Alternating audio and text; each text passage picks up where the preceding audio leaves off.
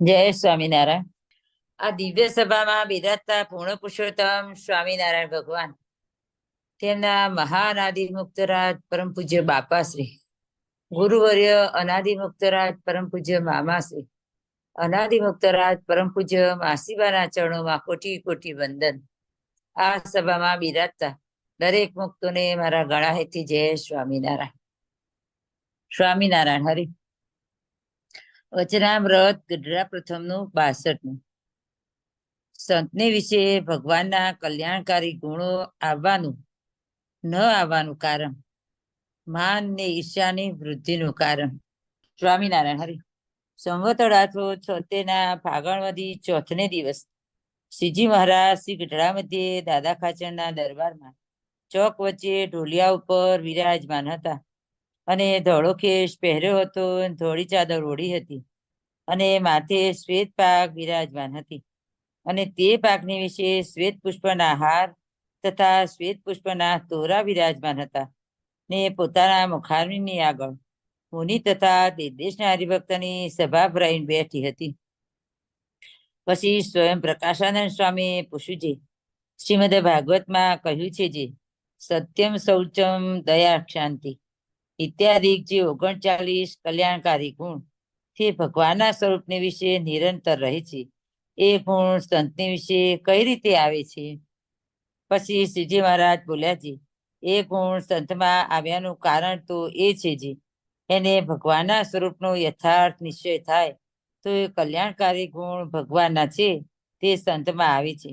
તે નિશ્ચય કેવો હોય તો જે ભગવાને કાળ જેવા ન જાણી, કર્મ જેવા ન જાણી, સ્વભાવ જેવા ન જાણી, માયા જેવા ન જાણી, પુરુષ જેવા ન જાણી, ને સર્વ થકી ભગવાને જુદા જાણી, અને સર્વના નિયંતા જાણી, ને સર્વના કરતા જાણી, અને સર્વેને કરતા થકા પણ નિર્લેપ છે એમ ભગવાને જાણી, અને એવી રીતે આ પ્રત્યક્ષ ભગવાનના સ્વરૂપનો નિશ્ચય કર્યો છે તે કોઈ રીતે કરીને ડગે નહીં. તે ગમે તેવા તરે તરેના શાસ્ત્ર સાંભળી, અને ગમે તેવા મતવાદીની વાત સાંભળી, અને ગમે તેવા પોતાનું અંતઃકરણ કુતર્ક કરી, પણ કોઈ રીતે કરીને ભગવાનના સ્વરૂપમાં ડગમગાટ થાય નહીં. એવી જાતનો જેને ભગવાનના સ્વરૂપનો નિશ્ચય હોય તેને ભગવાનનો સંબંધ થયો કહેવાય. માટે જેને જે સંગાથે સંબંધ હોય તેના ગુણ તેમાં સહેજે આવે. જેમ આપણા નેત્ર છે તેને જ્યારે દીવા સંગાથે સંબંધ થાય છે ત્યારે દીવાનો પ્રકાશ નેત્રમાં આવે છે. તેણે કરીને નેત્ર આગળ અંધારું હોય તેનો નાશ થઈ જાય છે. તેમ જેને ભગવાનના સ્વરૂપનો દ્રઢ નિશ્ચય કરીને સંબંધ થાય છે તેને વિશે ભગવાનના કલ્યાણકારી ગુણ આવે છે. પછી જેમ ભગવાન સર્વ પ્રકારે નિર્બંધ છે ને જે ચાહે તે કરવાની સમર્થ છે, તેમ એ ભક્ત પણ અતિશય સમર્થ થાય છે અને નિર્બંધ થાય છે. જય સ્વામિનારાયણ. પૂર્ણ પુરુષોત્તમ શ્રી સ્વામિનારાયણ ભગવાન સ્વતઃ સિદ્ધ અનાદિ મહામુક્તરાજ બાપાશ્રી, અનાદિ મુક્તરાજ નારાયણ મામા તથા લીલામાસી, સર્વે સંતો હરિભક્તોના ચરણોમાં કોટાન કોટી વંદન. જય સ્વામિનારાયણ. આ સભામાં જોડાયેલા સર્વે મુક્તોને હેતપૂર્વક જય સ્વામિનારાયણ સહ વંદન. પહેલો પેરેગ્રાફ તો સાવ સમજાય એવો જ છે કે ભગવાનમાં કલ્યાણકારી ગુણ રહેલા છે, અને પછી વાત એવી છે કે એ કલ્યાણકારી ગુણ ભક્તમાં કેવી રીતે આવે. તો જેને દ્રઢ નિશ્ચય થાય, એમાં પહેલું કીધું કે કાળ જેવા ન જાણે. કાળી કરીને થયું એવું આપણને જે લાગે એવું નહીં. ભગવાન સર્વના કરતા મહારાજી આપણને આમ બોલવામાં તો એવું લાગી જાય કે ના ના આપણે તો ભગવાનમાં બરાબર જ નિશ્ચય છે, પણ બાપાએ આપણને જેની જેની વાત સમજાવી, બાપાએ આપણને એવું કીધું કે વધારે વરસાદ કે ટાઢ તડકો વાયુ વાય તોય આપણે એમ ન થવું જોઈએ કે આને ગાળ દઈએ. ઘણી વાર આપણે અતિશય વરસાદ 5-7 દિવસ ચાલે તો આપણને એમ થાય કે આ મુઓ બંધ થતો નથી, હવે આ બધું જરાક સુકાય. આપણે નિત્ય ગઈએ જ છીએ કે માયા કાળ રવિ શશી સૂર્યગણો આજ્ઞા ન લોપે ક્ષણો. એક ક્ષણ માટે પણ મહારાજની આજ્ઞા લોપતા નથી. એટલે કે એ જે કઈ ક્રિયા થઈ રહી છે એ કેવળ મહારાજની આજ્ઞાથી જ થઈ રહી છે. તેમ છતાં આપણે બોલીએ ત્યારે બાપાશ્રી આપણને એવું સમજાવે પહેલા ભાગની 150મી વાતમાં કે તો આપણે એ ગાળ કોને દીધી, તો કે મહારાજને દીધી કહેવાય. તો કે મહારાજને આપણે કરતા ન જાણે અને બીજાને કરતા જાણે. તો આપણે તો જીવન શૈલીમાં કેવું આમ ઇઝીલી બોલી નાખતા હોઈએ. પણ ત્યારે આપણે યાદ રાખવાનું કે જે કોઈ દેવતા જે કંઈ કાર્ય કરે, વધારે તડકો પડે, વધારે અગ્નિ પડે, જે વધારે પવન આવે, વરસાદ આવે, આપણી સાથે કોઈ આપણી કલ્પના બહારનું, આપણે બધું સારું સારું લીધતા હોઈએ, તેમ છતાંય જીવન છે એટલે એમાં એવું આવે ઊંચ નીચ, તો ત્યારે આપણે બીજાને કરતા ન જાણીએ. ઘણી વાર દ્રષ્ટાંત આપેલું છે કે આપણે આમ નીકળતા હોય અને મારંવાર કરતો બાઈક કે સ્કૂટર સવાર આવે અને આપણને ભટકાડી દોડી નીચે નીકળી જાય, તો આપણા મોઢામાંથી સીધો પહેલો શબ્દ શું નીકળે? હું આંધળા પાડતોય નહીં હોય. જો દ્રઢ નિશ્ચય આપણા જીવનમાં હોય કે મારી સાથે જે કંઈ બની રહ્યું એ બધાના કરતા મારા જ છે, મહારાજની મરજી વિના કંઈ જ ન થાય, તો એ વખતે તરત એમ જે હશે કરતા મારા જ.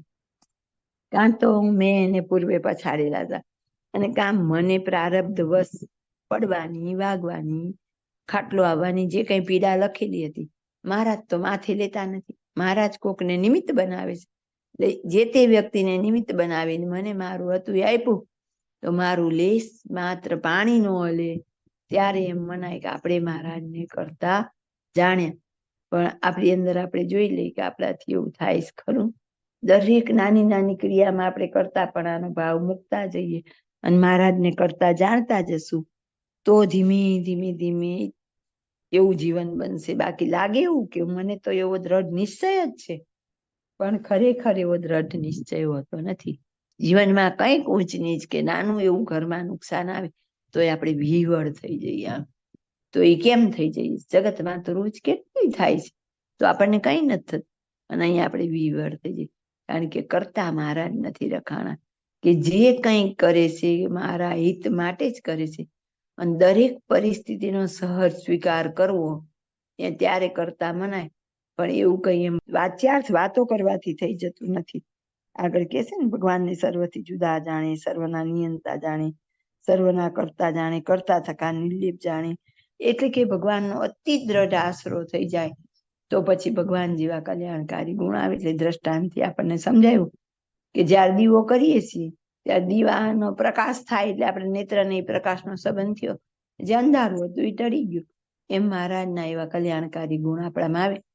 વચનામૃતમાં અને શાસ્ત્રમાં ઘણી બધી જગ્યાએ કીધું પણ ખરું કે કોઈ મોટા સત્પુરુષ હોય એને પણ જો આપણે નિષ્કામી જાણીએ તો આપણે નિષ્કામી થઈ, જેમને નિસ્વાદી જાણીએ તો આપણે નિસ્વાદી થઈ. કેટલું ઈઝી કરી દીધું. આપણે નિસ્વાદી થવા માટે એક સાંધે તેર તૂટે. આપણને એમ થાય કે આટલું મૂકી દઉં તો સ્વાદ જતો રહે, આટલું કરું તો સ્વાદ જાય, પણ અંદરથી નીકળ્યા જ કરે. એ બીજું સ્વરૂપ પકડી લે પાછો.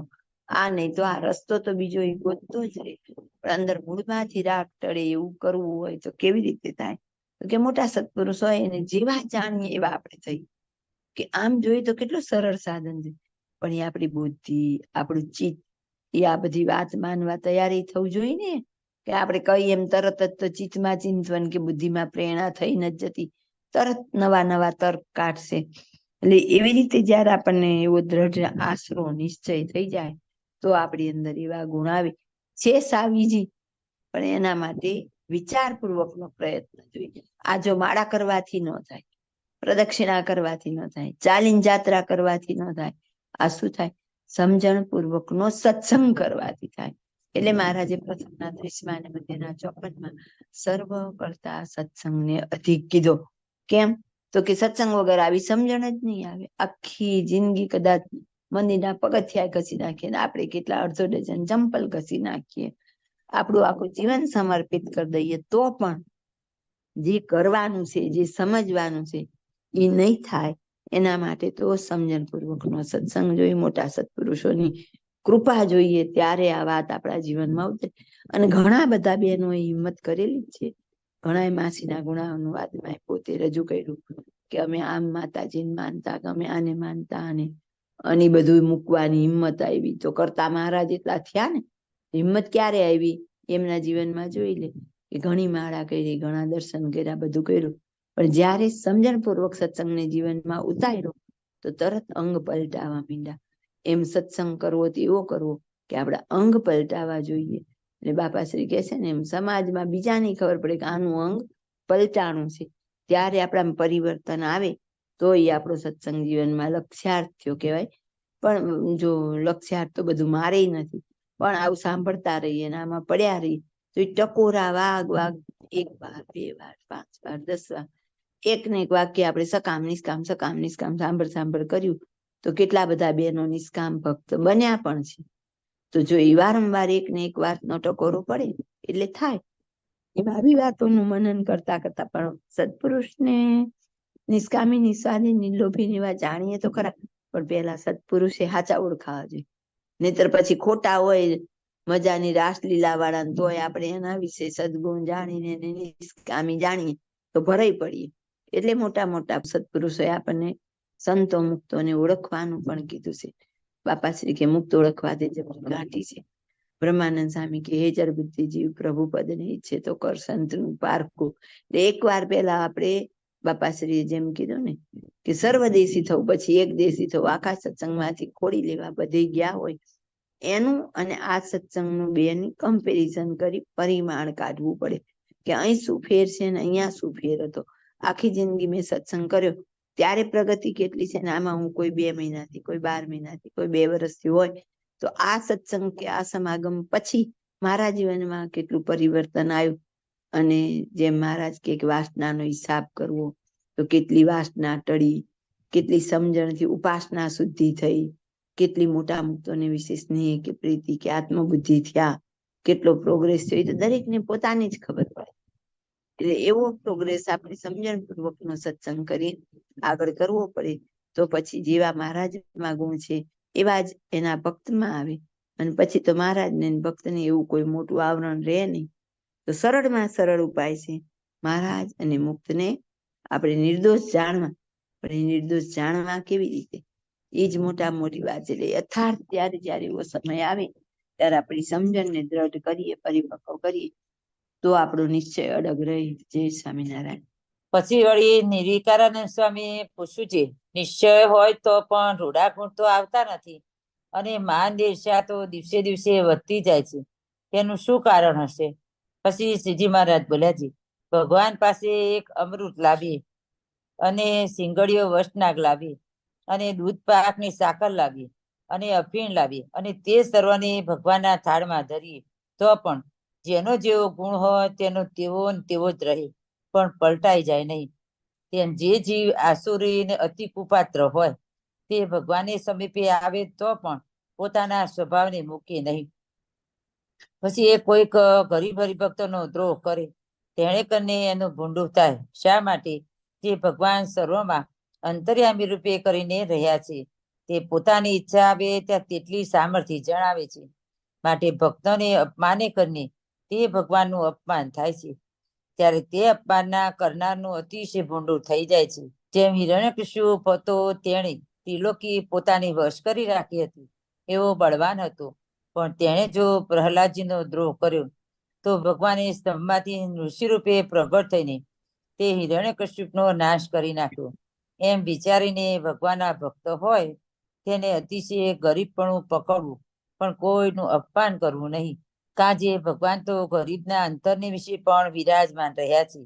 તે એ ગરીબના અપમાનના કરતલનું ભૂંડું કરી નાખે છે. એવું જાણીને કોઈ અલ્પજીવને પણ દુભવવો નહીં. અને જો અહંકારને વશ થઈને જેને તેને દુભવતો ફરે તો ગર્વગંજન એવા જે ભગવાન તે અંતર્યામી રૂપે સર્વમાં વ્યાપક છે તે ખમી શકે નહીં. પછી ગમે તે દ્વારે પ્રગટ થઈને એ અભિમાની પુરુષના અભિમાનને સારી પેઠે નાશ કરે છે. તે માટે તે ભગવાનથી ડરીને જે સાધુ હોય તેને લેશ માત્ર અભિમાન રાખવો નહીં અને કીડી જેવા જીવને દુભવવો નહીં. એ જ નિર્માની સાધુનો ધર્મ છે. ઇતિ વચનામૃત ગઢડા પ્રથમનું 62. જય સ્વામિનારાયણ. નિર્વિકારાનંદ સ્વામી પૂછે છે કે નિશ્ચય છે, રૂડા ગુણ આવતા નથી ને માનની ઈર્ષ્યા વધતા જાય છે. સત્સંગમાં આવ્યા પછી રૂડા ગુણ વધવા જોઈએ, પણ અણસમજણે કરી અને જો આપણે આમ એકદમ સાવધાન ન હોઈએ અને કાં આપણી ઉપર મોટાનો હાથ ન હોય તો નાના નાના દોષ છે ને એ પાંગરે. બાર માન વધે એની તો ના નથી. સત્સંગ વગર બાર માન રાખવાનું તો આપણને કીધું પણ છે કે સંસારમાં જ્યાં યોગ્ય હોય ત્યાં માન રાખવું, પણ એ પછી સમજણ નથી રહેતી એટલે આપણું સત્સંગમાં પણ માન રહે. અને એક ઈર્ષ્યા, સૂક્ષ્મમાં સૂક્ષ્મ દોષ હોય તો એ છે ઈર્ષ્યા. અને ઈર્ષ્યાના તો કેટલા દાખલા છે. આપણે ગંગાબા ને સોનબા ઘણી વાર આપણે લીધેલો, તેમ છતાં એ રિપીટ એટલે કરવાનો કે પડે પડે આપણે સાવધાન રહી શકીએ. કે આમ તરત સાવધાન, અહીં મારી ઈર્ષ્યા બોલે છે કે તટસ્થપણું છે, એ જોતા રહેવું પડે. ગંગાબા કાયમ થાળ કરીને જમાડતા, અને પછી સોનબાઈને થાળ કરવાનું એક વખત મહારાજે કીધું ને એમની બહુ ઈચ્છા હોય કે ક્યારેક મને પણ એવો તક મળે એમ. ત્યારે પછી થાળ બનાવીને મહારાજ જમવાના હોય ત્યારે ગંગાબાને એમ થઈ ગયું કે જો આની રસોઈ એક વખત જમશે અને પછી મારી નહીં ગમે તો, અને એને વારે વારે મહારાજ કહેશે તો, એટલે લાડવામાં કાંકરા નાખી દે, ઝીણી ધૂળ નાખી દે, અને દાળમાં અતિશય મીઠું નાખી દે. તો એ ઈર્ષ્યાને લઈને થયું. ત્યારે આપણે ભૂલી ગયા કે આ જમવાનું તો મહારાજને જ હતું, તો કેમ આપણાથી એવું થાય? કયો દોષ એવો હોય કે આપણને આવી રીતે લઈ જાય? તો આ બે જ વસ્તુ મુખ્ય છે. એવી જ રીતે મચ્છિયાવના ભાઈબા એમના દીકરાની બહુ એક વખત રસોઈ કરેલી, અને મહારાજ એમ પૂછ્યું કે રસોઈ કોણે બનાવી છે? આજ સરસ છે. અને બહુથી તરત એમ બોલાઈ ગયું કે મહારાજ મેં બનાવીશ. અને ફૈબાને એમ થઈ ગયું તું એમ બોલી જ કેમ કે મેં બનાવી છે. અને એટલી વાતમાં આજે પણ ઇતિહાસમાં એ પાત્ર અમર બની ગયું. એ આપણને ખબર નથી હોતી. આપણી મહારાજની સેવા કરીએ તો એ બતાવવાની ભાવના એ આપણી અંદર એવી સૂક્ષ્મ રીતે ગરેલી હોય, ચોટેલી હોય કે આપણને જાણપણું નથી રહેતું. જ્યારે મહારાજને મુક્તોની અઢળક કૃપા થાય તો જાણપણું રહે. તો પણ કદાચ આપણને એવું હોય કે મને જાણપણું છે, પણ રિયલમાં જાણપણું ન પણ હોઈ શકે. એટલે આપણે સતત સાવધાન રહેવું પડે. ઈર્ષ્યામાં જોઈએ તો જીવા ખાચર, દાદા ખાચરના સગા કાકા હતા. મહારાજ દાદા ખાચરના ઘરે રહેતા, જીવા ખાચરની દાદા ખાચરની ઈર્ષ્યા આવતી. એટલા માટે થઈને મહારાજને ભગવાન જાણવા છતાં ભગવાનને મારવા તૈયાર થઈ ગયા. દરેક કાર્યમાં મહારાજને આડા આવ્યા. જયારે ગઢડાનું મંદિર બનતું હોય ત્યારે ભાવનગરના નરેશને ગઢડા ભાવનગર તાબામાં આવે એટલે ત્યાંના રાજાને જઈને ફરિયાદ કરી આવી છે. પછી મહારાજને તો ગઢડા મંદિર સૌથી પહેલું, અને તો પણ એની સ્થાપના કરતી વખતે સૌથી પહેલું એટલે ત્યાં ગઢડામાં એમ કે આવી સરસ મંદિર બને એમને હરિકૃષ્ણ મહારાજ પધરાવવા હોય, વડતાલમાં પધરાવવા હોય ત્યારે થોડું બાર બધું ટેન્શન તો હોય, મહારાજ તો પછી એને કે ત્યાં પધરાવી દે. અને ગઢડામાં મંદિરની પ્રતિષ્ઠા કરવા માટે એમને જીવા ખાચર જ નડે. અને તેમ છતાંય હંમેશા મહારાજ પાછા જીવા ખાચરને હારે રાખતા. જોવાની ખૂબી કે દરેક વખતે મહારાજ કે મુક્તો કોઈ પણ આવશે ત્યારે એવા ગુણવાળા ભક્તો હશે એને પણ સાથે રાખશે, જાળવશે. ત્યારે જેતલપુરના ત્રીજા વચનામૃતમાં કીધું તો શું કીધું? તો કે પૂર્વે એવું માંગેલું હતું કે ભેળા રાખજો, પણ એવું નહોતું માંગ્યું કે દુષ્ટ વાસના ટાળજો. એટલે ભેળા તો રાખે છે, પણ એ દુષ્ટ વાસના ટળતી નથી. તો પહેલા આપણે હવે એવી પ્રાર્થના કરતા શીખવું જોઈએ, હે મહારાજ મારી અંદર આવા કે દોષ ન રહે, આવી વાસના ન રહે, વાસના નિર્મૂળ કરજો. એના માટે આપણે નિષ્કપટ થવું પડે. સૌથી પહેલી વાત એ છે કે અંતરથી આપણે નિષ્કપટ હોવા જોઈએ. અને એટલે અયોધ્યા પ્રસાદજી મહારાજ વાળું કીર્તન બને તો આપણે એક વખત તો દરરોજ પ્રાર્થના મહારાજને કરવી જ પડે કે કપટી ન તરે રે મહારાજ, શરણ આવ્યો સભી તરે, બધા તરે. એ કપટ શું? તો કે આ નાની નાની જે આપણામાં ત્રુટી રે એ કપટ આપણે કળાવા ન દઈએ. મીઠી મીઠી રીતે સરસ જીવા ખાચર એવું જ કરતા. મહારાજની સાથે બેસુટ બધું કરતા, મહારાજ સાથે સરસ મીઠી વાતો કરતા. પણ એ જ જીવા ખાચર મંદિર રોકાવાનું કાર્ય કરે, મહારાજને મરાવવા માટે થઈ અને માણસો રોકે. જેને ભગવાન માને છે, જેની એમણે એવી કોઈ નો કરે એવી તકની સેવા કરી લીધેલી, તેમ છતાંય એ ભગવાનને મારવાનો પ્રયત્ન કરે. એની પાછળ મુખ્ય એક જ કારણ હતું, ઈર્ષ્યા. એટલે મહારાજે આખું ઈર્ષ્યા ઉપર પ્રથમનું ચોથું વચનામૃત બનાવી દીધું, તુમરુનું ને નારદજીનું. અને એ કઈ એવડા વાત માટે વચનામૃત ન બને, પણ સૌથી સૂક્ષ્મ દોષ છે કે જે આપણી નજરે ચડે એવો નથી. અને જ્યાં જ્યાં મહારાજ કે મુક્તો હોય ત્યાં સંઘર્ષ થાય, એમાં સૌથી વધારે કામ કરે આ માન અને ઈર્ષ્યા. અને માન ને ઈર્ષ્યા ને લઈને જ બધું થાય. આવો જ પ્રશ્ન આનંદાનંદ સ્વામી એ પણ પૂછેલો છે. અને મુનિ સ્વામીની વાતમાં આવે કે ભરૂચમાં મંદિર આનંદાનંદ સ્વામી બનાવે છે ત્યારે એમને સહેજ શબ્દ કહેવામાં આવે છે, પછી ત્યાંથી નીકળી જાય ને પછી એમણે જેતલપુર ને અમદાવાદ ને બધા મંદિર, અમદાવાદ બાંધેલું હતું, જેતલપુર નું પછી બાંધ્યું. એટલે કેટલો ત્યાગ કરેલો આનંદાનંદ સ્વામી અયોધ્યા મંદિરના મહંત હતા અને કેટલો બધો એમને વૈભવ હતો. એ છોડીને મહારાજના દાસ થયા હતા, એ મહારાજના સંત થયા હતા. અહીં ત્યાં મહંતાઈ જેવું સુખ હોય નહીં. અહીં તો કસણી હતી, તેમ છતાં એ કસણીમાં આનંદપૂર્વક હતા.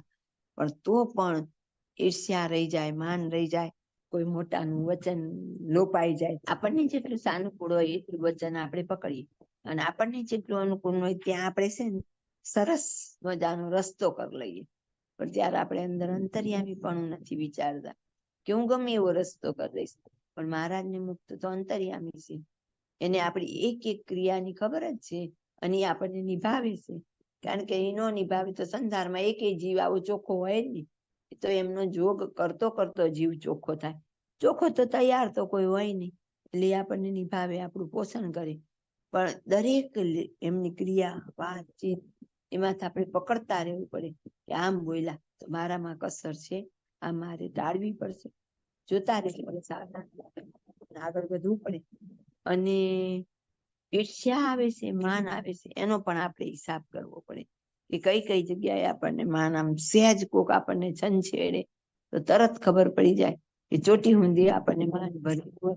ખાલી કોક બે શબ્દ કે બેવો તમને ખબર નથી પડતી કઈ, ત્યાં એમ થાય મને એમ કે મને ખબર નથી પડતી, તાર મનમાં સમજશું તરત આમ અંદરથી ચોટી ઊંધી ચડી. કદાચ પછી શાંત થઈ જાય, પછી સમજણાય, પણ એટ ધેટ મોમેન્ટ તો અસર થાય.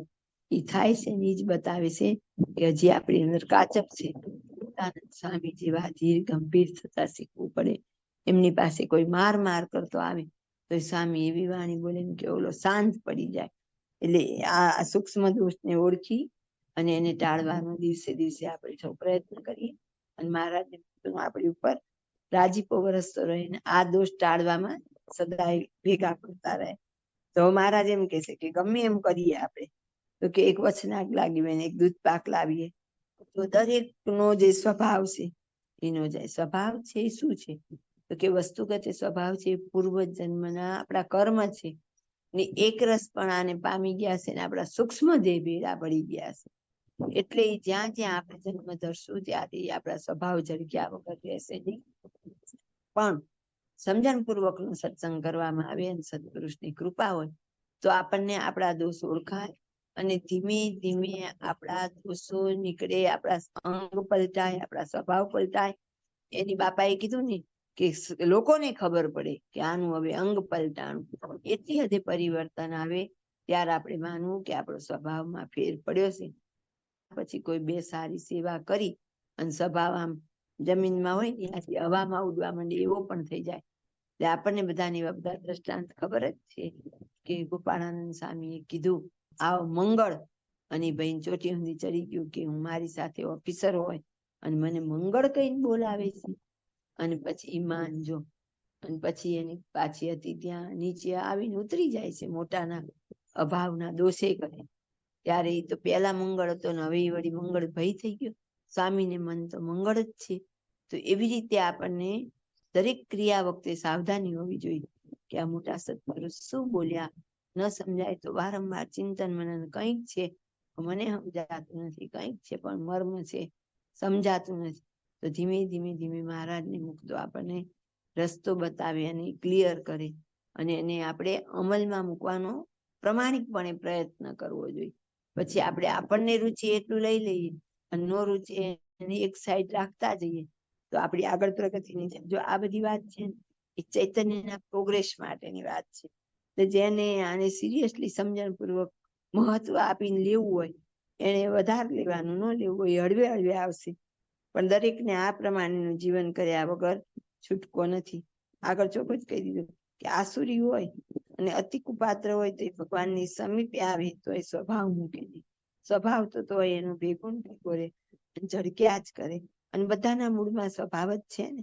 પછી કોઈ ગરીબ હરિભક્તનો દ્રોહ કરે તેને કરીને એનું ભૂંડું થાય તો એને અહંકાર આવે એટલે એનું ખરાબ કરવું હોય તો મહારાજ શું કરે તો કે એને એવા કોઈ જીવ હોય ને એનો દ્રોહ ભલે કરતો, સમજણ જ એનામ નો આવે. હું જ સમજણ વાળો, હું જ જ્ઞાની, હું જ સેવા ભાવી, એટલે બીજા નજરમાં નો આવે. ઘણા ધારો કે મારી કામ કરવાની સ્પીડ હોય, કોઈની થોડી ઓછી હોય, તોય આપણને નજરમાં નો આવે. એવા ઝીણા ઝીણા દોષ ઘણા હોય, એને સતત આપણે જોતા રહેવું પડે ને આગળ વધવું પડે. અહીંયા મહારાજ કેવા ગરીબને દુભવીએ તો ભક્તને અપમાન કરીને ભગવાનનું અપમાન થાય છે. કારણ કે એમાં રહીને દુભાય છે કોણ? મહારાજ દુભાય છે. તો કે અપમાન ના કરનારનું અતિશય ભૂંડું થઈ જાય. પછી હિરણ્યકશિપુનું દ્રષ્ટાંત આપ્યું કે પ્રહલાદની રક્ષા કરવા માટે ઋષિજીને સ્તંભમાંથી પ્રગટ થવું પડ્યું હતું. કારણ કે આપણા કોઈથી તો એ નાશ પામે એમ હતા નહીં, તો ભક્તની રક્ષા કેમ કરવી? તો ઘણા પાછા આપણે હવે આજના જરાક હોશિયાર બુદ્ધિ વાળા હોય, એક એવું કર્યા પછી રક્ષા કરવી કરતા પહેલા જ કરી લીધી હોય તો. પણ તો એ જો ધારો કે ને ભાઈના પ્રવચનમાં આવે કે માથે ટપલી મારીને કોઈ કરી દે એવું છે જ નહીં, એ વાત જ ખોટી છે એમ. તો એવી રીતે આપણે આપણી રીતે અંદર પ્રયત્ન કરવો પડે, અને આપણા પ્રયત્નમાં પછી મહારાજ એને મુક્તો પડે. તો કે એમ વિચારીને ભગવાનના ભક્તે અતિશય ગરીબપણું પકડવું, પણ કોઈનું અપમાન કરવું નહીં. અહીં ગરીબપણું પકડવું એટલે શું? પૈસા એ તો ધારો કે અમીર હોય જ કે મિડલ ક્લાસ હોય, તો એ ગરીબપણું કેવી રીતે પકડે? તો કે એના વર્તનમાં એવી ક્ષમામાન વાણી, એની વાણી એવી બનવી જોઈએ કે જેથી કરીને એને કોઈનું અપમાન થાય નહીં. ગાંજે ભગવાન તો ગરીબના અંતરને વિશે પણ બિરાજમાન રહ્યા છે. તે ગરીબના અપમાનના કર્તવ્યનું ગુંઢું કરી નાખે છે. હવે અહીંયા આગળ જે હતો ને કે ગરીબનું કે ગરીબપણું પકડે, તો બાપાશ્રી એ બીજા ભાગની 9મી વાતમાં આપણને એવી રીતે સમજાવેલું છે. ગરીબ એટલે શું? તો કે એ સમર્થ છે, જવાબ આપવા પણ સમર્થ છે, એને આવડે પણ છે, તો એ સામો જવાબ ન આપે ને એ સાચો ગરીબ. જેને બધી ખબર છે, એ સમજે છે, તેમ છતાં મૌન રહીને સહન કરી લે. હવે આપણી અંદર જોવાનું કે આપણને આડોશ પાડોશ, દેરાણા જેઠાણા, નણંદ, કોઈ પણ વ્યક્તિ માનો ને એ એટલું છે, તો આપણે એવું ક્યાંય આપણને થઈ જાય છે ખરું? આપણાથી એવો કોઈ ભેદભાવ કે એવું થાય છે ખરું? કે આપણે જોતા રહેવું પડે. આ માર્ગ કેવો છે? સતત સાવધાનીનો. એટલે પિક્ચરનું કદાચ પ્રાર્થના હશે, તોરા મન દર્પણ કહેલાય, ભલે પૂરે સારો કર્મો કો દેખે ઓર દિખાય. મારા મનમાં શું ચાલે છે ને બીજા નહીં જોઈ શકે. મહારાજને મુક્તો જોવે કઈ એક એક જીવને કહેવા જતા નથી કે એ તારી આ ભૂલ છે, એ તારી આ ભૂલ છે. તો એ ખબર ક્યારે પડે? તો કે આપણી અંદર આપણે આપણા મનનો આપણે તપાસ કરીએ કે આ ક્રિયા કરી મેં કયા ભાવથી કરી, અને ખરા હૃદયથી કરીએ તો મહારાજને મુક્તો ભેડા પડે અને આપણને સાચી દિશા પણ સુજાડે. પણ એના માટે આપણે પોતે જ આંખ આડા કાન કરતા હોઈએ છીએ. ગરીબના અપમાનના કર્તવ્યનું ભૂંડું કરી નાખે, અલ્પ જીવને પણ દુભવવો નહીં. અલ્પ જીવને, હવે અહીંયા વ્યક્તિની જ વાત નથી, જીવ પ્રાણી માત્ર બધાની વાત છે. તો બાપાશ્રીની જીવન ચરિત્રમાં કે વાતમાં આવતું કે બાપા એમ કેતા કે કોઈ ઘોડો બળદ ગાડી જોડે તો અમે ના પાડી દઈએ કે ના, અમારો અહિંસા ધર્મ લોપાય. એ બળદને પીડા થાય તો કે અમે બેઠા છીએ, અમે એના માટે કારણભૂત છીએ, એટલે એને દુભવીએ તો મહારાજ દુભાય. કેટલું ઝીણું બાપા ધ્યાન રાખતા હશે. આપણે બેસીને જઈએ છીએ, એ બળદની એ ચિંતા કરે છે. કેટલી સૂક્ષ્મ સમજણ કેળવવાની છે આપણે. અને કેળવવામાં જ શું, એકવાર મનને એવું તૈયાર કરી લઈને પૈસાની તૃષ્ણા મુકાઈ જાય, એનાથી આવી ભૂલ ક્યારેય ન થાય, અનીતિ ન થાય. એ બધું જયારે આપણે સમજણપૂર્વક કરીએ ને તો આ થઈ જ જાય. મોટાની અસીમ કૃપા આપણી ઉપર વરસી જ રહી છે. અને લીલા માસીના આશીર્વાદથી આ સભા ચાલે છે. તો આપણે સૌ જો કહીએ નિષ્કપટ થઈને કરશું પ્રયત્ન તો થશે. પણ જો આપણા અંતરમાં આપણે કપટ રાખશું તો આપણે આ રસ્તા સુધી નહીં પહોંચી શકીએ. પછી કે અહંકાર ને વશ થઈને જેને તેને દુભવતો ફરે, અને ત્યારે ગર્ભગંજન એવા ભગવાન તો બધામાં વ્યાપક છે, એને બધી ખબર છે. પછી એનાથી સહન થાય નહીં. ગમે ત્યાંથી ગમે તે રૂપે એ અભિમાનનો નાશ કરે, પણ એ કૃપા હોય એના અભિમાનનો નાશ થાય. બાકી તો કરવા દે, આગળ ભરજો, મહારાજને ખબર જ હોય છે. એટલે કે ભગવાનથી ડરીને કોઈ અભિમાન આપણે રાખવું નહીં. એમાં સાદું કીધું, આપણે તો આપણું જોવાનું, કઈ સાધુના માથે ઢોળી દઈ અને આપણે નીકળી જઈએ એવું તો થશે નહીં. કે કીડી જેવા જીવને પણ દુભવવો નહીં. એટલે સત્સંગમાં નાનામાં નાની વ્યક્તિ એને કોઈને દુભવવા નહીં, બને ત્યાં સુધી સારી વાણી વાપરવી. ઘણી વાર એવું એ થાય પછી કે આપણું સારું વર્તન હોય એના હિતમાં જ હોય અને એને ન મનાય એને એવું વર્તન લાગે દુભ્યા, તો એ વાત જુદી છે. બાકી આપણો પ્રયત્ન તો સંનિષ્ઠપણે એવો હોવો જોઈએ કે મહારાજ કે મુક્ત કોઈને વિશે કે હરિભક્તો વિશે મનુષ્ય ભાવ ન આવતા આપણે આપણા કામથી કામ રાખીએ તો પછી આપણે કઈ એવું થવાનો બહુ પ્રશ્ન આવતો નથી. એટલે પાછા આગળ એવું કહી દીધું મહારાજે કે નિર્માની સાધુનો ધર્મ છે. શું? તો કે કીડી જીવા જીવને પણ ડૂબવવો નહીં. એ કોનો ધર્મ છે? તો કે જે નિર્માની હોય ને એવા સાધુનો. તો આપણે બધા એવા થયા વગર છૂટકો નથી. હમણાં જે સાધુના જે કીધા 39 ગુણ, તો કે કેવી રીતે આવશે? તો એક જ લીટીમાં જવાબ આપ્યો અને સરસ આપ્યો કે ક્યારે આવશે. સમજણપૂર્વક આપણે બધા આગળ વધીએ એવી મહારાજ અને મુક્તોના ચરણમાં પ્રાર્થના.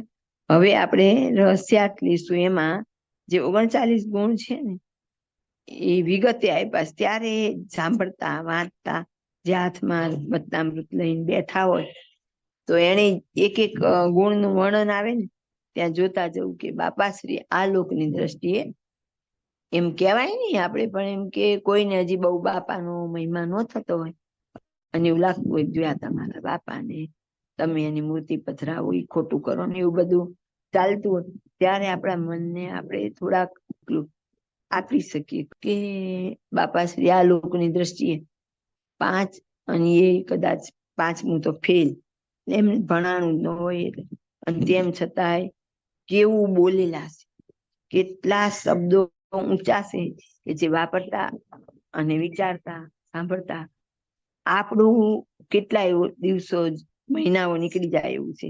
યથાર્થ તો આટલું મોટું જ્ઞાન સમજી ન શકાય. તો પછી એ કેટલા સમર્થ મુક્ત મળેલા છે. ત્યારે આપણે વિચાર કરવો અને જે ગુણ એક એકનું વર્ણન આવે એના ઉપર થોડું થોડું, આ તો આટલું બધું તો કઈ આપણે સમજી શકીએ એવી કેપેસિટી નથી. મહારાજ મુક્તોની કૃપા છે, સભાનપણે રહી અને આપણે સમજીએ કે આવા આપણી અંદર ગુણ થયા કે નહીં, તો આવા કરવાનો પ્રયત્ન કરવાનો છે. જય સ્વામિનારાયણ. રહસ્યાર્થ પ્રદીપિકા ટીકામાં પ્રશ્ન 2 છે. તેમાં પહેલામાં શ્રીજી મહારાજે કહ્યું છે જે અમને સર્વથી જુદા અને સર્વના નિયંતા ને સર્વના કરતા થકા નિર્લેપ જાણીને કોઈ રીતે ન ડગે એવો અમારો નિશ્ચય થાય, તેને વિશે અમારા કલ્યાણકારી ગુણ આવે છે. પછી તે ભક્ત અમારા જેવો સમર્થ ને નિર્બંધ થાય છે. બીજામાં આસુરી ને અતિ કુપાત્ર જીવ હોય તે સ્વભાવને મૂકે નહીં ને અમારો ને અમારા ભક્તોનો દ્રોહ કરે ને અમારા ગરીબ ભક્તનું અપમાન કરે, તેથી અમે દુખાઈએ ને એનું ભૂંડું થાય. અને સાધુને લેશ માત્ર માન રાખવું નહીં. 2 બાબતો છે. પ્રશ્ન પહેલા પ્રશ્નમાં અમારે વિશે કલ્યાણકારી ગુણ રહ્યા છે એમ કહ્યું કે કિયા સમજવા? ઉત્તર 1 સત્ય. સર્વે જીવ પ્રાણી માત્રને માયાના બંધનથી રહિત કરીને બ્રહ્મભાવને પમાડવા રૂપી હિત છે જેમને વિશે, તથા પોતાના મુક્તો દ્વારે એવું હિત કરાવવા પણ તથા સત્ય છે બ્રહ્મ તેનું કારણ પણ. 2 શૌચ. પોતાનું ધ્યાન કરનારા ભક્તોનું માયારૂપી વગર ટાળીને પોતા જેવા નિર્દોષ કરવા પણ. જય સ્વામિનારાયણ. જો એમાં શું કીધું? પોતાનું ધ્યાન કરનારા ભક્તોનું. એટલે આપણે પેલું ઈ જોવું પડે ને. તો પછી માયાનું વગર ટાળી નિર્દોષ બનાવે, પણ આગળ શબ્દ શું મૂકી દીધો? પોતાનું ધ્યાન કરનાર. એટલે કે આપણે મહારાજનું ધ્યાન કરીએ, બીજું એકેય સાધન નથી બોલ્યા. પછી મહારાજ શું કરે? તો કે માયારૂપી જે વગર આપણને વળગેલું છે એને દૂર કરે. તો આપણે આમાંથી બધાએ શું શીખવું પડે? તો કે આપણે બધાએ ધ્યાન કરવું પડે. લગભગ બધા કરતા જ હશું ધ્યાન. એટલે કઈ આપણે ઓલા મોટા પુરુષો જેવું તો ધ્યાન ન થઈ જતું હોય, પણ પેલા કમસે કમ આસન જીતવાની તો થોડીક તૈયારી કરીએ. તો કદાચ કોઈ નાની ઉંમરના હોય, નવા હોય અને ન કરતા હોય તો કોઈ 2 મિનિટ 5 મિનિટ એટલી શરૂઆત કરવી, તો ધીમે ધીમે આપણે આગળ વધશું. નહીતર જોતામાં સમય આવીને ઉભો રહેશે. દરરોજ દિવસ ઉગે છે ને આથમે છે. આમ ક્યાં જીવન જતું રહેશે? 24નો જૂન મહિનો જતો રહ્યો. જોતામ 6 મહિના નીકળી ગયા અને આપણું જીવન પૂરું થઈ જશે. અને ધ્યાન એવી વસ્તુ છે, અમે નથી કર્યું, અમારી જુવાની નકામી ગઈ. પણ જે નાની ઉંમર, જો કે નાની ઉંમરના બહુ જોડાતાય નથી. નાની ઉંમર હોય ત્યારે પગ, કમર બધું એનું સશક્ત હોય, ત્યારે બેસવાની એની ક્ષમતા વધારે હોય. બીજું એના ઇન્દ્રિયો અંતકરણ સાથે લડવાની ક્ષમતા પણ ત્યારે વધારે હોય. તો ત્યારે જે નાની ઉંમરથી કરવા માંડે, કે આમાં નાના બાળકો હોય તો ભાઈ પ્રવચનમાં કહેતા ને કે એને 2 મિનિટ બેસાડો, 5 મિનિટ બેસાડો, પણ કે પેલા પોતે જ ન બેસતા હોય તો ઓલાને કેમ બેસાડે? એટલે કે નાનપણથી સેજ ઢાળો પાડીએ આપણે. નાના બાળકોના તો હજી શરીર કુણા હોય તો બને ત્યાં સુધી એને પદ્માસનમાં બેસાડી અને 2-5 મિનિટ એને સમજાવી પટાવીને ટેવ પાડીએ તો આગળ જયારે જાય ને લોકો, જયારે ધર્મ નિયમ પાડીને બરાબર થાય ત્યાં સુધીમાં એને આસન તો જીતાય, બીજું તો થાય કે તો, અને મહારાજનો રાજીપો મળશે કે પ્રયત્ન કરે છે તો પછી મહારાજ એને આગળ આગળ સહાય કરશે. પણ કમસે કમ આજની પેઢીને તો કેવું થઈ ગયું, પછી સ્કૂલમાં જાય તો બેન્ચ, ઘરે આખો દિવસ બેસે તો સોફા, જમવા બેસીએ તો ડાઇનિંગ ટેબલ, એટલે એને નીચે પલોઠી વાળીને બેસવાનું આવતું જ નથી. એટલે પછી એને જયારે ધ્યાન કરવું હશે ત્યારે ક્યાં પલોઠી વળશે એને? પદ્માસન તો અઘરી જ વાત થઈ જાય, પણ પલોઠી વળવી અઘરી થઈ જશે. અને આમ ઉંમર વાળા થઈ ગયા હોય, અશક્ત હોય, એની જ છૂટ હોય એવી ખરેખર તો, કે ભાઈ એવું ખુરશીમાં કરો તો એ ચાલશે, સોફામાં.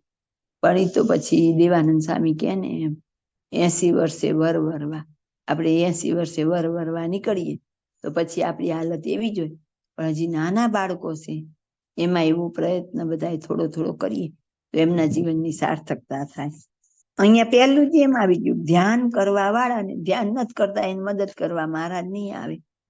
તો હવે મહારાજ આપણને એટલી જ મદદ કરે, ચલો ધ્યાન કરવાની પ્રેરણા કરે ને એ બાજુ આપણે આગળ વધીએ એવું સહાય કરે. જય સ્વામિનારાયણ. 3. દયા. ભવાબ્દીમાં ડૂબેલા એવા જીવોના જન્મ મરણ ને યમયાતનાદિક દુઃખને ટાળીને પોતાનું સુખ આપવા પણ. આપણે મહારાજની દયા શેમાં બોલીએ? કોક પૂછે ને કેમ છો, એટલે આપણે બધું બરાબર ચાલતું, તેમ કે બસ મહારાજની દયા છે. પણ દયા કઈ કીધી? તો કે આ સંસારમાં આપણે ડૂબેલા છીએ તો જન્મ મરણ ને યમયાતનાના દુઃખમાંથી આપણને બહાર કાઢે છે. ઈ દયા, સાચી દયા સત્પુરુષ કે મુક્ત કરે ને તો એ કરે કે આ ડૂબતા જીવને બહાર કાઢે. બાકી આ લોકનું કઈ આપી દે એને આપણે સત્પુરુષ માનીએ કે આ સ્વામી બહુ વચન સિદ્ધ છે, દીકરા આપે છે કે નોકરી ધંધા કઈ પણ જીવનના પ્રોબ્લેમ હોય દૂર કરે છે, તો અહીંયા દયા આને કીધી. અને છેલ્લામાં છેલ્લી પ્રાપ્તિ પણ આ જ છે ને, કે કરી કરીને આ સંસારનું ગમે એટલું આપશે તો જ્યાં સુધી જન્મ મરણ નહીં ટળે ત્યાં સુધી શું કામનું? તો અહીંયા દયા એ કીધી કે આ જીવને ઉગારવું, એવી આપણા ઉપર દયા કરે છે. જય સ્વામિનારાયણ. 4. શાંતિ. આસુરી જીવોએ કરેલા અનેક ઉપદ્રવોનું સહન કરવા પણ તથા પોતાને મન અર્પનારા એવા પોતાના આશ્રિતજનો તેમને ક્રોધ થવાનું નિમિત્ત છતાં પણ ચિત્તમાં ક્રોધ ઉત્પન્ન ન થવા દેવા પણ. જો આપણને એમ હોય કે ક્રોધને જીતવો મારે તો છે જ, અને લગભગ ને ક્રોધ થોડો થોડો હોય, તો કે ક્રોધ ક્યારે જીતાય? જો કેટલું સરસ શાંતિથી વાંચીએ ને તો સમજાય કે આસુરી જીવોનો ઉપદ્રવ સહન કરવાની શક્તિ આપે આપણને. પછીનો શબ્દ પોતાને મન અર્પનારા. આપણે શું આપીએ છીએ? ખાલી તન આપીએ છીએ, થોડું ઘણું ધન આપીએ છીએ, પણ મન આપણે આપતા નથી. અને આખી રમત શેની છે? મનની છે. એટલે તો કીધું જીતમ જગત કેનો મન, પણ મન ક્યારે આપણે વિચાર નથી કર્યો કે આપણું મન સોંપ્યું છે કેટલું. આપણે ગઈએ બધા એવા એવા કીર્તન ગઈએ, પણ એમાંનું એક આટલોય આપણો પુરુષ પ્રયત્ન હોય. આપણે એમ કહીએ કે રે બ્રહ્માથી કીટ લગી જોયું, જૂઠું સુખ જાણીને વગોવ્યું. અંતરમાં ઉતરીને આપણે જોઈએ કે આપણે ખરેખર એવું કર્યું ખરું? કોઈથી વિચારે નથી કર્યો કે આ સંસારના સુખને આપણે જૂઠું માન્યું હોય અને એને વગોવ્યું હોય. એવું તો કોઈ દી આપણે વગોવ્યું, હું માર પાસે હોતોલા હોનું માર શું કરવું છે, લોકરનું ભાડું ભરવું પડે છે મારે તો, એવો ક્યારેય આપણને સ્વપ્ને કલ્પના આવે? અને તોય આપણે રોજ જે લાંબા રાગે ગઈ નાખીએ. એ આપણે આમ કીર્તનો જ કેવા આમ આનંદથી ગાતા હોય, પણ એની હારે આપણું મન જોડાતું નથી.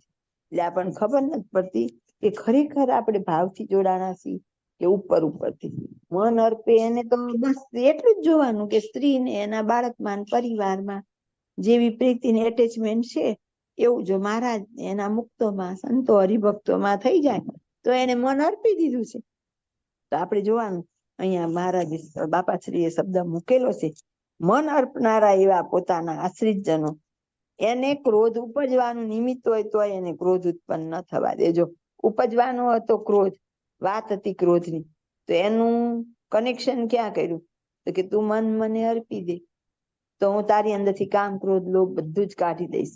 આગળ હતું ને એ કલ્યાણકારી ગુણ, તો કે આવી રીતે મન અર્પવું પડે. અને આપણે મન નથી આપતા, આપણે ખાલી તન, અને એ સંપૂર્ણ નહીં. કઈ દાદા ખાચરે એને રાજાભાઈ એની બધા આપ્યું એવું આપણે તન આપીએ છીએ? આપણે તો ઠીક છે લેરતા લેરતા ઉલટા આપણે મંદિરને ઘસારો આપી આવીએ છીએ કે મંદિરને આપણે આપણું જાણીને આ તનને ઘસારો પડે એવું કઈ કરતા નથી. આપણે આપણી અંદર જોવું જોઈએ કે આપણે કેટલું તન અર્પણ કર્યું છે, કેટલું મન અર્પણ કર્યું છે, અને કેટલું ધન કર્યું છે. એ વિચાર કરીને આપણે આગળ આ વાંચીએ ઝીણું ઝીણું ત્યાર ખબર પડે. જો કેવું કીધું કે મન અર્પે એનો ક્રોધ જાય. હવે આપણે ક્રોધ દૂર કરવો છે તો આપણે શું તપાસતા રહેવું પડે? મારું મન કેટલું ભગવાનને આપ્યું. મન આપવું એટલે શું? પેલા એ ખબર પડવી જોઈએ. તો કે ભગવાનને જે નથી ગમતું મને ગમે છે તો એ મારે છોડી દેવું. ભગવાનને ગમે એમ મારે કરવું, એનું નામ મન અર્પણ કહેવાય. અને રમત આખી મનની જ છે, પ્રાપ્તિ આખી એટલે અંતે યામતિ શા ગતિ. કેમ કીધું? તો કે જેવી મનમાં જેવી હશે ગતિ, ઉપરથી હું બધું જ કરતી હોય પણ મારું મન એમાં ન જોડાય. મન ન જોડાવાનું મતલબ એકાગ્રતા ન થવી એવું ન, કારણ કે હજી શરૂમાં સેવા ભક્તિ પૂજા કોઈ કરે તો એનું મન કઈ જોડાઈ ન જાય. પણ મન જોડાવા કરતા એની મનથી એટેચમેન્ટ કેટલું એ વાત છે. જેવું આપડા કહું છું ને કુટુંબમાં છે એવું હોય કે આ મારું આત્મબુદ્ધિ અને મન એમ ભગવાન સાથે. તો કેવું હોય તો કે સંતાનને ન ગમતું હોય એવું ન કરીએ, પતિને સાસુને કે માતા પિતાને કોઈ ન ગમે એવું ન કરીએ. એમ ભગવાનની આપણને સહેજ ખબર પડે ને કે મહારાજને કે મુક્તોને આવું વલણ નથી ગમતું તો તરત આપણે સાવધાન થઈ જવું. મહારાજે શિક્ષાપત્ર એમ લખ્યું છે કે માતા પિતા અને ગુરુને રોગાતું રહેવો જે કોઈ મનુષ્ય તેની સેવા કરવી. કે આપણે ખરેખર એ આજ્ઞાનું પાલન કરીએ જ ખરા? મહારાજને તો એ બહુ જ અગત્યનું છે, પણ આપણે એવું ઝીણું ઝીણું તો જોતા નથી અને આગળ વધવા માંગીએ છીએ. એટલે જે ખરેખર પ્રાપ્તિ થવી જોઈએ એ ન થાય. અને એ જે આપણે કરીએ છીએ આપણે આપણું મન આપણને જ છેતરે છે. આપણને એટલે આપણા જીવને. એટલે કીધું ને કાયાનગર ને વિશે જીવ છે એ રાજા છે પણ એ નાદાર થઈને બેઠો છે. કોણ છેતરી જાય? મન આપણને જાત જાતના તર્ક કરાવે. એ તો આમ છે ને તો આમ કરવું પડે ને આમ હોય એમ કરીને આપણને છેતરી જાય અને જીવ નાદાર થઈ જાય. તો આ જયારે વાંચીએ આપણે વચનામૃતને તો શાંતિથી આ શબ્દો હોય ને જોતા જોતા એને સમજણ પૂર્વક. આપણે કેવું કરીએ કે વાંચવા લીધું એટલે અહીંથી ચાલુ કરીને પૂરું થાય, હાસ આજનું કામ પતી ગયું કે આજનું વચનામૃત પતી ગયું. એમને વચનામૃત બાપાનો વાત કોઈ પણ, અરે પરોક્ષનું શાસ્ત્ર કે પેપરમાં કોઈ સારો ઉપદેશ મળે એવી કોઈ હોય વાત તો એ વાંચીએ ત્યારે પણ મન સહિત વાંચવું જોઈએ કે કેવા શું માંગે છે તો આપણા જીવનમાં ઉતરે ને. પહેલા તો આપણને એ ખબર પડવી જોઈએ ને કે આ કહેવાનો ઉદ્દેશ શું છે. તો એ ગમે તેમાંથી આપણે બોધ લેવો હોય ને તો લઈ શકશું, પણ જો મન સહિત એ ક્રિયા થતી હશે તો. જય સ્વામિનારાયણ. 5 ત્યાગ. મોક્ષાર્થી જનના અપરાધને ન ગણીને પોતાની મૂર્તિના સુખને આપવા પણ. આપણે બધા મોક્ષાર્થી તો આપણી અંદર અપરાધ તો છે જ, દોષ તો છે જ, પણ મહારાજ તો એવા છે દયાળુ. જીવા ખાચર જયારે અંત સમયે બહુ હેરાન થતા હોય ત્યારે એમની દીકરી આવે અને મહારાજને કે મહારાજ મારા પિતાને તો બહુ જ પીડા છે અને એ ભૂલી જ નથી શકતા. એટલે એમને બધું એ યાદ આવતું હોય ને કે મેં મહારાજ આરે આવું કર્યું, દાદા ખાચર આરે આવું, એ બધી જ યાદ આવતું. અને કાયમ બને એવું કે અંત સમયે આપણને સારું કરેલું કર્મ યાદ નહીં આવે. જે આપણી ખામી રહી ગઈ હશે ને આમે આપણે અંદર અંતરમાં ઉતરીને જોઈએ ને તો તરત આપણને પકડાશે કે ડંખ આપણને આપણા ખોટા કામનો થતો જ હોય, સારા કાર્ય કરતા ખોટાનો ડંખ રહેતો જ હોય કે અહીંયા મારાથી ખોટું થાય છે, આ ખોટું થાય. અને અંત સમયે તો આખા જીવનની આપણને પિક્ચરની જેમ એક રીલ બતાવે છે અને એમાં આપણને જે નથી કર્યું એ દેખાય એટલે તરત એમ થઈ જાય આ તો મારી ભૂલ થઈ, આમાં કરવા જેવું હતું. અને એટલે ઈ મગજમાં ડંખ બેસી જાય. એટલે અહીંયા કીધું કે અપરાધને ન ગણીને મૂર્તિનું સુખ આપવા પણ, તો કે આવા આપણા નાના મોટા અપરાધ હશે ને એને તો મહારાજ માફ કરવા બેઠા જ છે. આપણે પ્રમાણિકપણે, ભાઈ ઘણી વાર સભામાં બોલે કે પ્રમાણિકપણે પ્રયત્ન કરવો, પ્રમાણિકપણે પ્રયત્ન કરવો. પછી એ કે પ્રમાણિકપણું એટલે કેવું, તો કે માય લાગુ મહાદેવજી જાણે. હું મારી અંદર દોષ છે એને જાણતી જ હોય કે હું આ મારું કર્તવ્ય નિભાવું, એ પ્રમાણિકપણે નિભાવું છું કે કેવા ખાતર નિભાવું છું. તો દરેક ક્રિયામાં આપણે એમ જોતા જઈએ, જો આપણે મોક્ષ મેળવવો જ છે, મહારાજની મૂર્તિનું સુખ મેળવવું જ છે, તો આ બધું આપણે કર્યા વગર છૂટકો નથી. અને આપણને હજી તો લીલા ચરિત્ર નો ઓલા કંઈક અંદર તુલસી વિવાહ કરાવે ને આવું કરાવે ને એવા બધા અલર વલરમાં રસ હોય તો આ જ્ઞાન સુધી આપણે પહોંચી શકવાના નથી. જિંદગી આખી વાંચી જ જશું નહીં તો. જય સ્વામિનારાયણ. 6. સંતોષ. નિજાશ્રિતને પોતાને સુખે સુખી કરવાથી પોતાને પરિપૂર્ણ માનવા પણ. 7. આર્જ. બહારની તથા અંદરની એકતા રૂપી સ્વભાવની સરળતા અથવા પોતાના આશ્રિતના રજ તમાદિક દોષ ટાળીને મન વાણી આદિકે કરીને કોઈને દુઃખનો ઉદ્ભવ ન થવા દેવા પણ, તથા સત્પુરુષ દ્વારે પણ તેવી રીતે કરાવવા પણ. કેટલું સરસ કીધું છે. આપણે રજ ને તમ આદિ દોષ ટાળવા છે તો એ ક્યારે પોતાના આશ્રિત ના કીધા ને એ મહારાજ કરાવે છે ત્યારે થાય. મહારાજ આપણું એટલું બધું ધ્યાન રાખે છે. જય સ્વામિનારાયણ. 8. શ્રમ. યોગાદિક પ્રયાસ વિના પણ પોતાના ધ્યાનથી ભક્તના મનને વશ કરાવવા પણ. આજ કળિયુગમાં આપણે બધા ક્યાં યોગ કરવા, અષ્ટાંગ યોગ ને એવું સાધવા જઈએ છીએ, તો એના વિના પણ આજે આપણા ભક્તો ધ્યાન કરી અને એમને મૂર્તિ સિદ્ધ થાય છે. અને પેલાના તો હિમાલયન બધી તપ કરીને ધ્યાન કરવા બેસતા. સૌભરી ઋષિ બધા તો પાણીમાં બેઠા, કોઈને ઉધઈ રાખા, એમને ધ્યાન કેવું કર્યું હશે. આપણે તો 10-15-25 મિનિટનું નથી થતું, તો ઓલા લોકોની તો હદ કહેવાય ને એમ. ઝાંઝરી ઋષિએ ધ્યાન કર્યું તો એની ઉપર આખો પંખીએ માળો મૂકી દીધો એની જટામાં, એવું એને ધ્યાન કર્યું. અને પછી જાયગા ત્યારે એને ખબર પડી કે આમાં માળો છે ને એમાં તો ઈંડા કે બચ્ચા છે.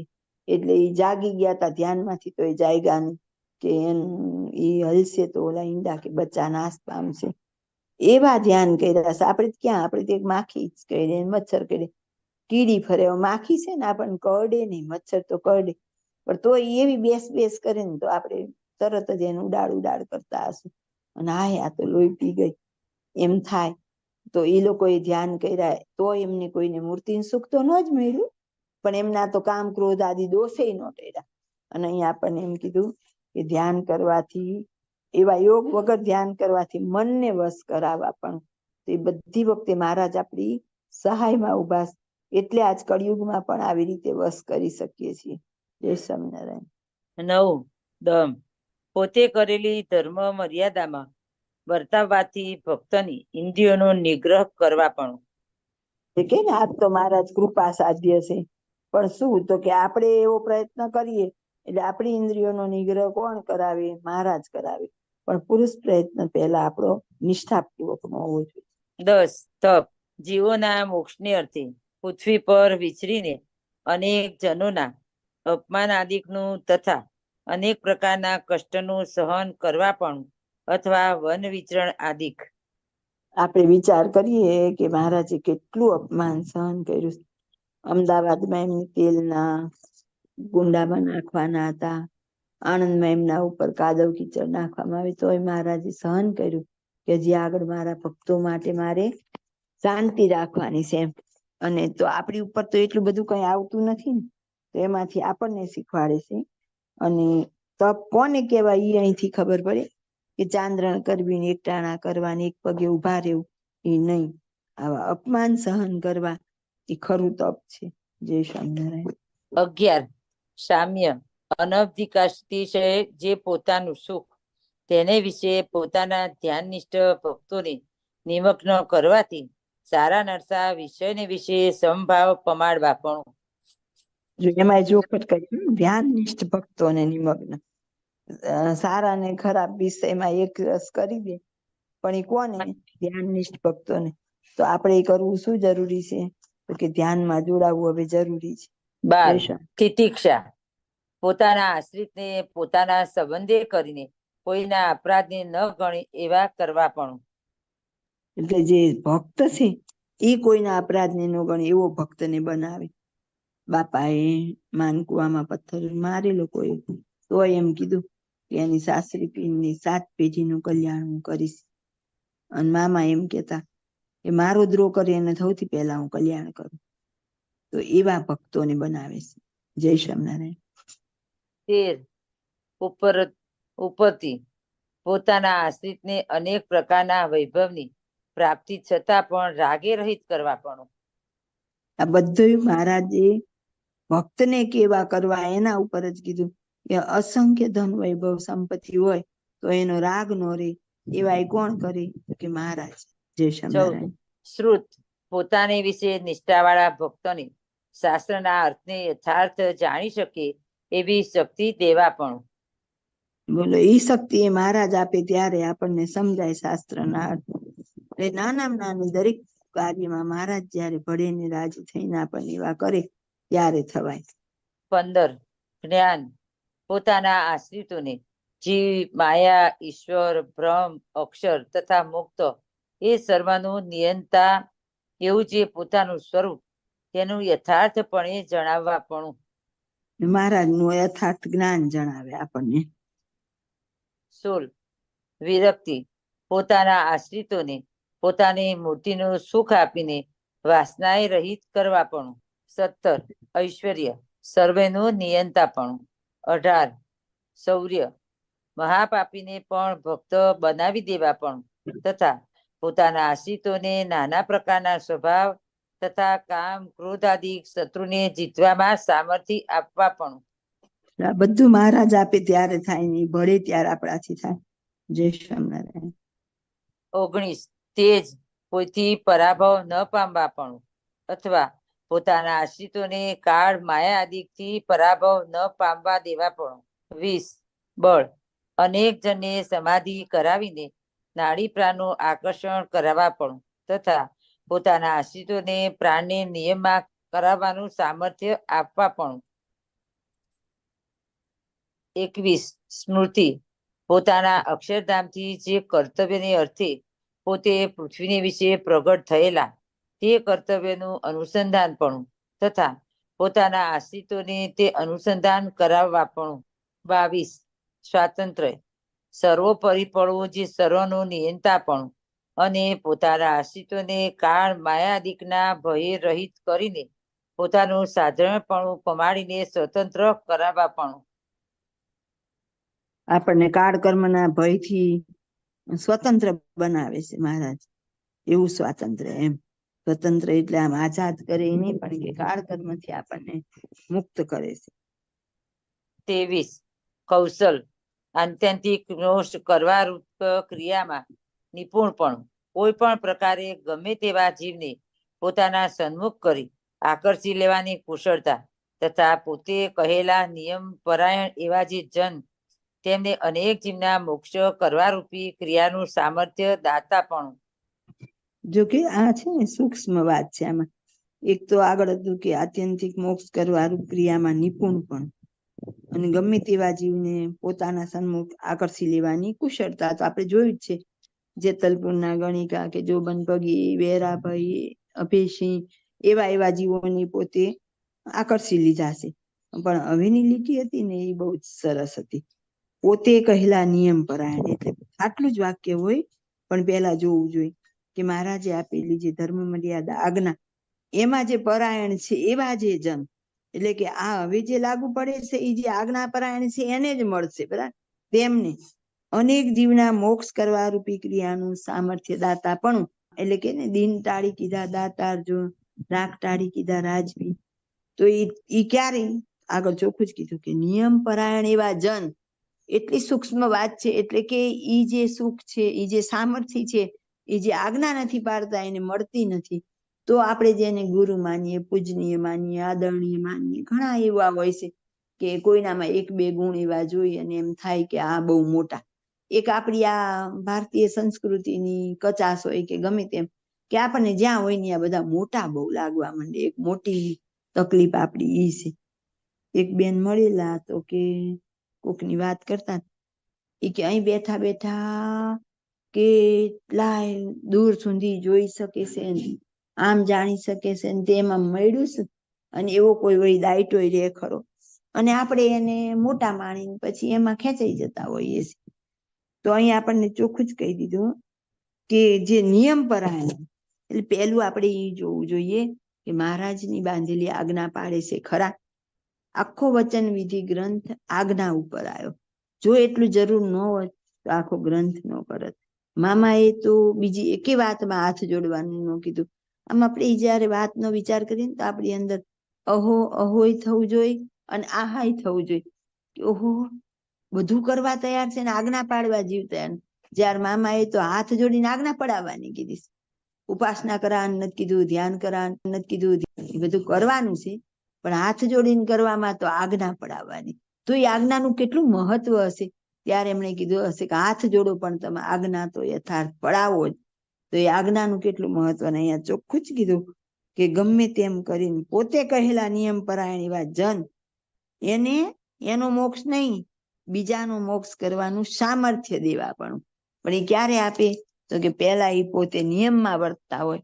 અને એટલે તો આપણને સ્વામીએ કેટલા દ્રષ્ટાંત દ્વારા સમજાયું અને કલ્યાણ નિર્ણયમાં કીધું કેટલા નિયમમાં ચાલે છે ને કેટલા નથી. 2 દેશની ગાદી બહાર જાય એને આજ્ઞા લોપેલી જ છે ને, પછી ભલે ગમે તેટલું સાધન કરે પણ તોય આપણને ગુણ આવે. પણ આપણને પેલું ઈ ન દેખાય કે આજ્ઞા લોપતલ છે. બાપાશ્રીએ આપણને કીધું કે આજ્ઞા લોપતા એના મુખની વાત સાંભળવાથી બુદ્ધિ ભ્રષ્ટ થાય કે નહીં? તો બાપાશ્રી કે હા થાય. તોય આપણે વિચારતા નથી, નોંધા કાન ચાલી. અહીંયા આપણે આમ વારંવાર વાંચી જઈએ તો આપણે આવા શબ્દ પકડાય ખરા. કે ચોખ્ખું જ કીધું કે પોતે કહેલા નિયમ પરાયણ એવા જે જન, તેમને અનેક જીવના મોક્ષ કરવા રૂપી ક્રિયાનું સામર્થ્ય દાતા. અનેક જીવના મોક્ષ કરે એવી સામર્થ્ય આપે એવું મહારાજ દાતા પણ નિયમમાં હોય એને. એટલે પેલા આપણે શું જોવું પડે કે આપણે જેને મોટા જાણીને કે જેની પાસેથી આપણે કંઈક લેવું છે, લેવું એટલે મોક્ષ રૂપી, તો એ પેલા આજ્ઞામાં વર્તે છે કે નહીં એ તો જોવાની આપણી ફરજ કે નહીં. તો આજ્ઞામાં વર્તતા ન હોય તો આપણને એમાં સત્પુરુષનો ગુણ આવે. એટલે લોયાના પાંચના રહસ્યમાં બાપાશ્રી એવું કીધું, જ્યાં સુધી આપણને એવામાં ગુણ આવશે ને ત્યાં સુધી આપણે એમને મૂકીને આગળ સાચા સત્પુરુષ સુધી આપણો પ્રોગ્રેસ નહીં થાય. ખોટામાં અટકી જઈએ એટલે શું થાય તો કે એને સત્પુરુષ માની લેવાથી શું થાય? આપણને એમ થાય ભલે ની આજ્ઞા ન પાડતા હોય, આપણે પાડીએ છીએ પણ એના બીજા બધા ગુણ બહુ સરસ, વાતો તો એટલી સરસ કરે છે ને આપણને એમ થાય પણ ના, સાચા સુધી તમે નહીં પહોંચે તો ત્યાં અટકી જશો. એટલે આપણને આટલી કડક વાતો કરી છે. જય સ્વામિનારાયણ. 24 શાંતિ. બ્રહ્મકોટી, અક્ષરકોટી તથા મુક્તકોટી તે સર્વેથી અતિશય પ્રકાશમાનપણું, વા તે સર્વને પ્રકાશ દેવાપણું. 25 ધૈર્ય. પોતાના આશ્રિતોને ઇન્દ્રિયો અંતઃકરણને જીતવા રૂપી ધીરજ આપવાપણું તથા પોતાના ધ્યાનિષ્ઠ ભક્તોને સાક્ષાત્કાર થવા પર્યંત ધ્યાનમાં એકાગ્રતા, આગ્રહ તથા ઉત્સાહ ટકાવી રાખવા રૂપી ધીરજ આપવાપણું.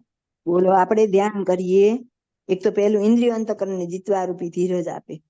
અને ધ્યાનનિષ્ઠ ભક્તો જયારે ધ્યાન કરે છે ત્યારે એની અંદર આ બધું એકાગ્રતા, આગ્રહ એટલે કે ધ્યાન પ્રત્યેનો એનો આગ્રહ જળવાઈ રહે. વળી 5 દી કરીને એની આમ ઈચ્છા શક્તિ મોડી પડી જાય એવું નહીં. ધ્યાન કરવાનો આગ્રહ એનો જળવાઈ રહે, એની એકાગ્રતા ધ્યાનમાં ને એને ઉત્સાહ જોડાય. એકાગ્રતા થાય, આગ્રહ થાય, પછી તો ઉત્સાહ પણ થાય. એમ એ બધું ટકાવી રાખવા રૂપી ધીરજ આપે. કોણ આપે?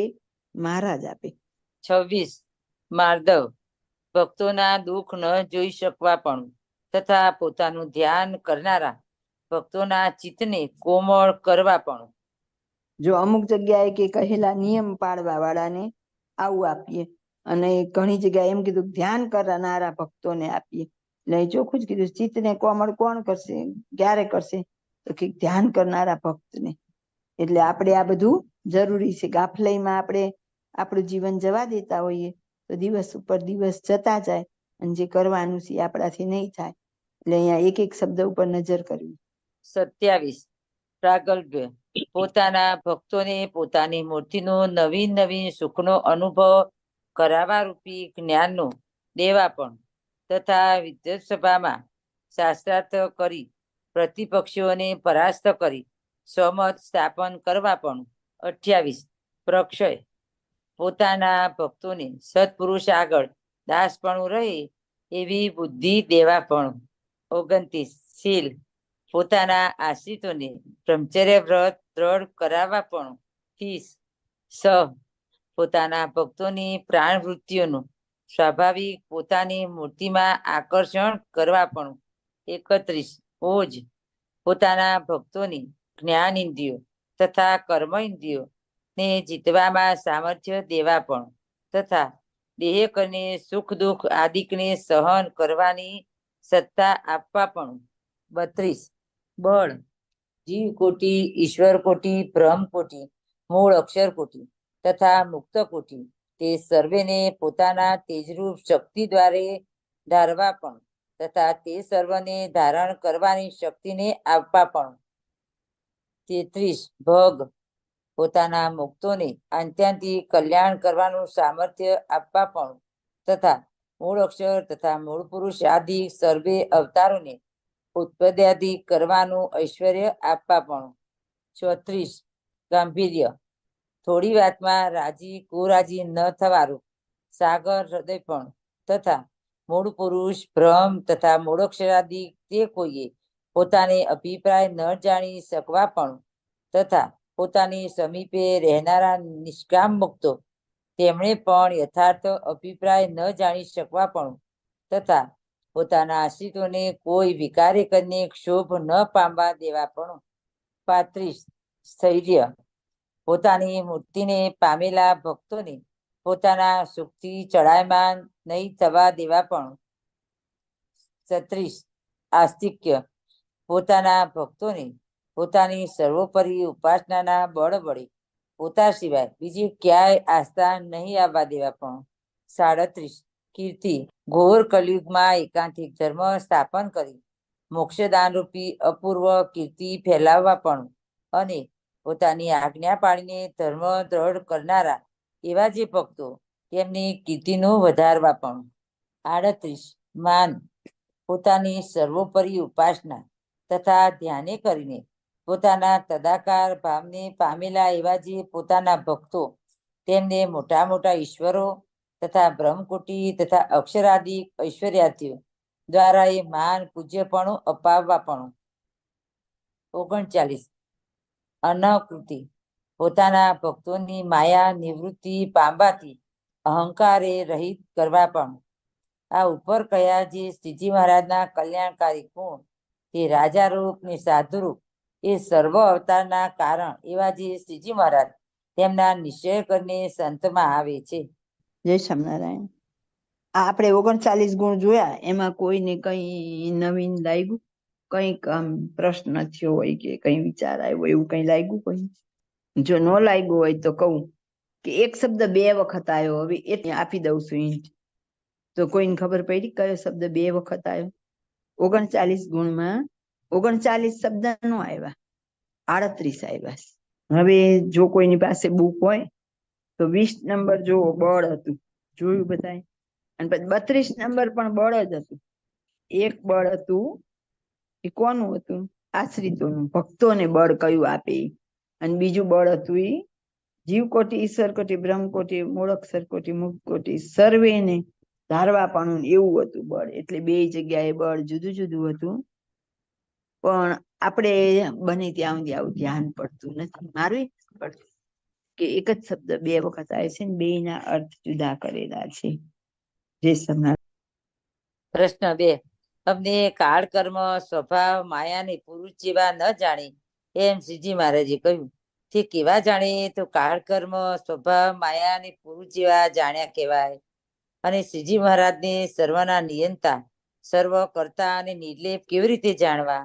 ઉત્તર 2 કાળ છે તે પ્રકૃતિ પુરુષના કાર્યનો પ્રલય કરે છે, એટલો જ મહિમા શ્રીજી મહારાજનો જાણે તો કાળ જેવા જાણ્યા કહેવાય. અને કર્મ પ્રમાણે ફળ મળે છે, પણ એથી અધિક ભગવાન આપી શકતા નથી એમ જાણે તો કર્મ જેવા જાણ્યા કહેવાય. અને જગત સ્વાભાવિક થયા જ કરે છે, પણ ભગવાન કરતા છે એમ ન જાણે તો સ્વભાવ જેવા જાણ્યા કહેવાય. અને માયા દ્વારે જગત સૃજે છે તેટલું જ કાર્ય ભગવાન કરી શકે છે એમ જાણે તો માયા જેવા જાણ્યા કહેવાય. અને જેટલો મૂળ પુરુષ થકી થાય છે તેટલું જ મહારાજ કરી શકે છે એમ જાણે તો પુરુષ જેવા જાણ્યા કહેવાય. અને જીવ કોટી, માયા કોટી, પુરુષ કોટી, બ્રહ્મ કોટી, અક્ષર કોટી ને મુક્ત કોટી એ સર્વે શ્રીજી મહારાજની આજ્ઞામાં નિરંતર વર્તે છે. એવી રીતે જાણે તો નિયંતા જાણ્યા કહેવાય. અને અનંત મૂળાક્ષરોથી અનંત કોટી બ્રહ્માંડોની ઉત્પત્તિ કરે છે તે શ્રીજી મહારાજની આપેલી સત્તાથી કરે છે. પણ શ્રીજી મહારાજ વિના બીજો કોઈ સ્વતંત્રપણે કરી શકે તેમ નથી. એવી રીતે શ્રીજી મહારાજને જાણે તો કરતા જાણ્યા કહેવાય. અને મૂળાક્ષરાદિ સર્વેને વિશે અંતર્યામીપણે રહ્યા છે, પણ તે અક્ષરાદિકની મૂળ પુરુષાદિકની કોઈની ઉપાધિ શ્રીજી મહારાજને અડતી નથી એમ જાણે તો નિર્લેપ જાણ્યા કહેવાય. પ્રશ્ન 3. સંત ભગવાનની પેટે નિર્બંધ ને ચાહે તે કરવા સમર્થ થાય છે એમ કહ્યું, તે કેવી રીતે સમજવું? ઉત્તર 3. નિર્બંધ એટલે મૂળ અક્ષરાદિ કોઈના ઐશ્વર્યમાં લેવાય નહીં અને આવરણ રહિત થાય તે નિર્બંધ કહેવાય. અને શ્રીજી મહારાજની પેટે અસંખ્યાત જીવોનો ઉદ્ધાર સંકલ્પ માત્રમાં કરે તે ચાહે તે કરવા સમર્થ જાણવા. પણ મૂળક્ષાદિકની પેટે ઉત્પદ્યાદિક તથા કર્મફળ આપવું તે કામ નથી કરતા, એ કામને તો તુચ્છ જાણે છે. પ્રશ્ન 4. બીજા પ્રશ્નમાં ગરીબને દુખવેથી શ્રીજી મહારાજ દુખાય એમ કહ્યું, કે ગરીબ કેવા જાણવા? ઉત્તર 4. શ્રીજી મહારાજની મૂર્તિને અખંડ ધારી રહ્યા હોય તેવા પોતાના ભક્તને ગરીબ કહ્યા છે.